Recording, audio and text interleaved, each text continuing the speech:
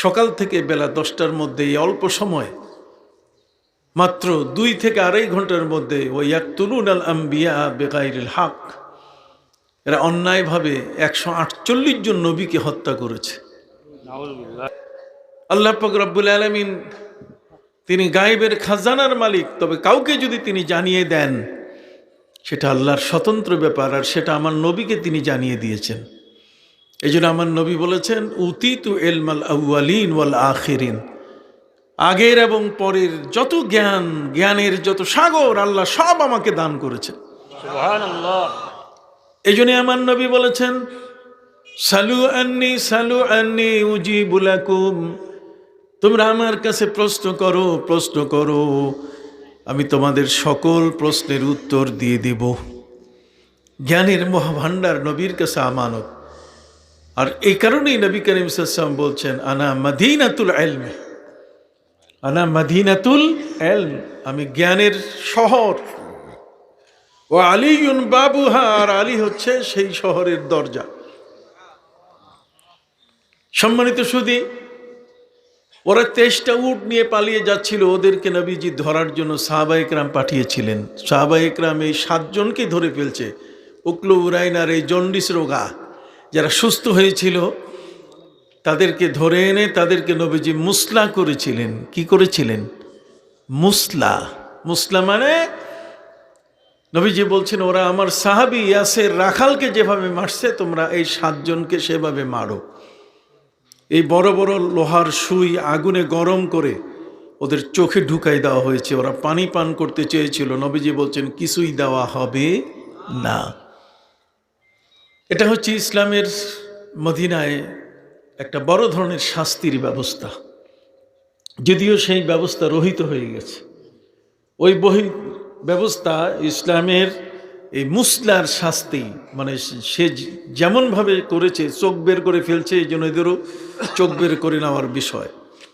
নবী করিম সাল্লাল্লাহু আলাইহি ওয়াসাল্লাম এই 7 জন উকলু উরাইনার কাউকেই তিনি ছাড়েন নাই। সম্মানিত সুধী, প্রিয় নবী সাল্লাল্লাহু আলাইহি ওয়াসাল্লাম যখন হিজরত করে মদিনা মুনাওয়ারায় আসলেন, এই মদিনা মুনাওয়ারা এর আগের যারা মদিনায় বাস করত তারা হলো আউস এবং খাজরাজ, এই দুটো গোত্রের মানুষ সেখানে বাস করত। এই মানুষগুলোর মধ্যে তাদের হিংসা বিদ্বেষ ছিল, গোত্র দ্বন্দ্ব ছিল। জোরে বলেন, কি ছিল?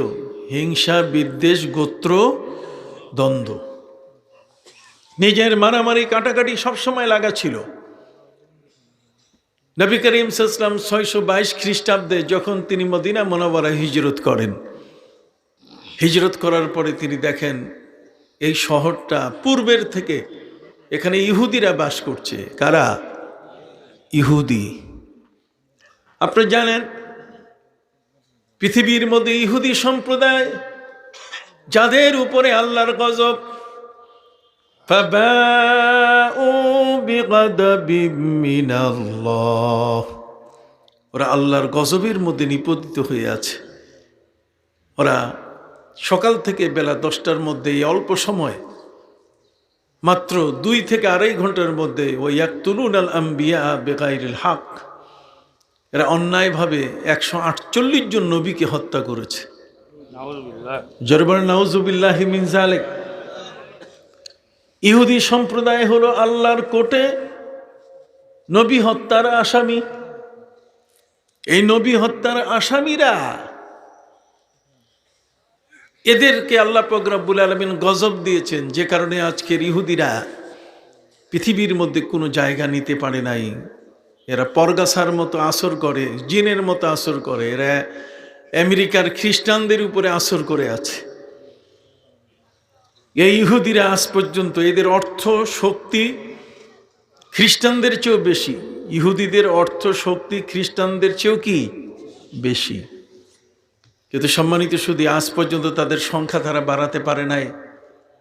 ইহুদিদের সংখ্যা মাত্র পৃথিবীতে, এই পৃথিবীতে মাত্র তাদের সংখ্যা 10 লক্ষ, কিন্তু 10 লক্ষ সারা পৃথিবীটাকে ধ্বংস করে দিচ্ছে।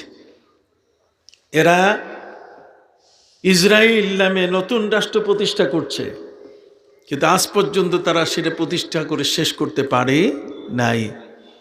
ফিলিস্তিনের সেই মুসলিম অধ্যুষিত এলাকা ইসরায়েল, সেখানে তারা জায়গা দখল করে আছে, ওদের নিজের কোনো জমি ভূমি নাই। বাংলাদেশ তো আলহামদুলিল্লাহ ৭১-এর যুদ্ধের পরে এখানে আমরা স্বাধীন করেছি, কি বলেন ঠিক কিনা? ৩০ লক্ষ শহীদের রক্তের বিনিময়, ২ লক্ষ মা বোনের সম্ভ্রমের ইজ্জতের বিনিময়ে বাংলাদেশে ইসলাম এসেছে, বাংলাদেশে স্বাধীনতা এসেছে। কথা কন না? এই বাংলাদেশের এই স্বাধীনতা, এটা এদেশের মানুষের জন্য। কিন্তু আজকাল কিছু ব্যক্তি এমন আছে যে যারা এই স্বাধীনতার মূল উদ্দেশ্যকে ব্যাহত করছে। কি ব্যাহত করছে কিনা? শিক্ষানীতির মধ্যে নতুন নতুন বই ঢুকাই দিয়া আমাদের মধ্যে সেই ডারউইনের তথ্য প্রচার করার চেষ্টা করছে। কোনোদিন এই বাংলার জমিনে সেটা কি সম্ভব হবে? হাত উঁচু করে বলেন। বাংলার মাটিতে সেই ডারউইনের মিথ্যা তথ্য, ডারউইনের সেই মিথ্যা তথ্য, সেটা কি বাংলার মাটিতে যে মানুষ বানর থেকে এসছে সেই পড়া কি আমরা আমাদের সন্তানদেরকে পড়াতে দেব? কাজে আমরা এ সমস্ত নাস্তিক যারা আমাদের সরকারের উপরে ভর করে আছে, কথা বলেন, যে নাস্তিকরা আমাদের সরকারের উপরে ভর করে আমাদের সরকারকে মানুষের কাছে ছোট করছে, নিম্ন করছে, মর্যাদা ক্ষুণ্ণ করছে। শিক্ষানীতির ভিতরে বইপত্রের মধ্যে এখন ছবি, সেখানে মাদ্রাসার শিক্ষার্থী যারা তাদের বইয়ের ভিতরে সেখানে যে ছবিগুলো দেওয়া হচ্ছে, সেই ছবিগুলো এগুলো সেই মন্দিরের ছবি, অমুকের ছবি, তমুকের ছবি। প্রয়োজন ছিল না। আমি বিশ্বাস করি মাননীয় প্রধানমন্ত্রী জননেত্রী শেখ হাসিনা কোনোদিন এই বিষয়টা তিনি জানলে এটা হতে দিতেন না। তাকে অগোচরে আড়াল করে এটা করা হচ্ছে। যা হোক, সম্মানিত সুধী, শিক্ষানীতি হোক আর যেই নীতি হোক না কেন, বাংলাদেশের স্বাধীনতার মূল উদ্দেশ্য হচ্ছে এদেশের মানুষ স্বাধীনভাবে বাস করবে। আর স্বাধীনভাবে বাস করার পাশাপাশি আরেকটা মহাসত্য কথা, এই যারা এদেশ স্বাধীন করার ব্যাপারে জীবন উৎসর্গ করেছেন তাদের মধ্যে একজনও নাস্তিক ছিল, একজনও হিন্দু ছিল না, সবাই মুসলমান। মুক্তিযোদ্ধা যারা ছিলেন তারা সবাই কি ছিলেন? মুসলমান ছিলেন। তাহলে মুসলমানের যুদ্ধে এই বাংলাদেশে আমরা, আজকের এই স্বাধীন বাংলাদেশে আমরা বসবাস করছি। এখানে কোনো দুর্নীতি, শিক্ষা, এটাকে আমরা কখনো প্রশ্রয় দিব? দেব কি? হাত উঁচু করে বলেন, দিব কি? আমরা কখনো এটা দেব না। সম্মানিত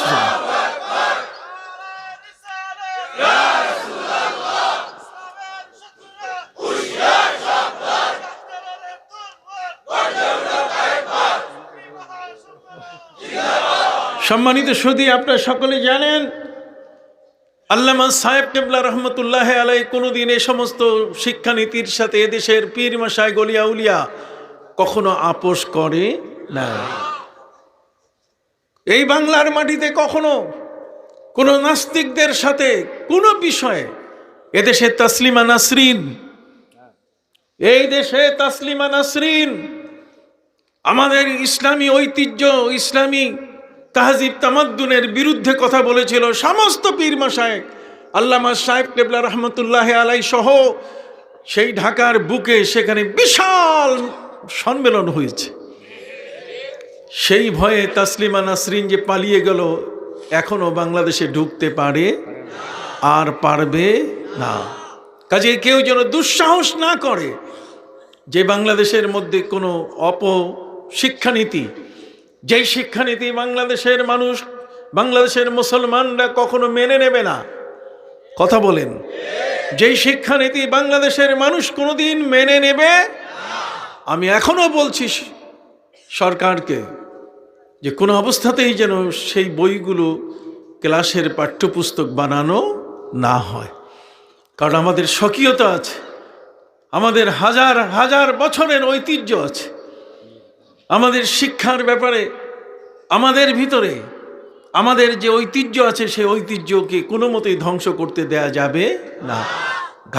ঘাপটি মারা, লুকিয়ে থাকা এই নাস্তিকরা আমাদেরকে এই চরম ক্ষতির দিকে ঠেলে দিচ্ছে, সরকারের সাথে একটা সাংঘর্ষিক পর্যায়ে নিয়ে যাচ্ছে।